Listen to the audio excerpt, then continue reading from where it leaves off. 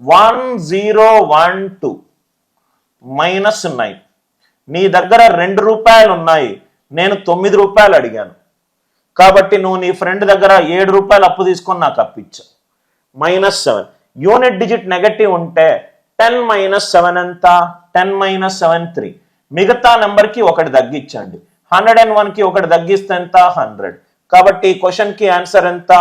1003. ఈ క్వశ్చన్కి ఆన్సర్ ఎంత? 1003. అందరికీ లాజిక్ క్లియర్గా అర్థమైందా?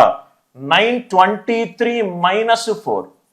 నీ దగ్గర 3 రూపాయలు ఉన్నాయి, నేను 4 రూపాయలు అడిగాను, నీ ఫ్రెండ్ దగ్గర రూపాయి అప్పు తీసుకొని నాకు అప్పిచ్చావు. -1.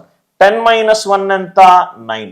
ఎప్పుడైతే యూనిట్ డిజిట్లో నాకు నెగటివ్ వచ్చిందో మిగతా నంబర్కి ఒకటి తగ్గించండి.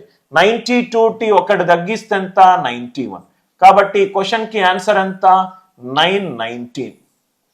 919. అందరికీ ఈ లాజిక్ క్లియర్గా అర్థమైందా? అర్థమవుతే ఎస్ అని చెప్పి రిప్లై చేయండి.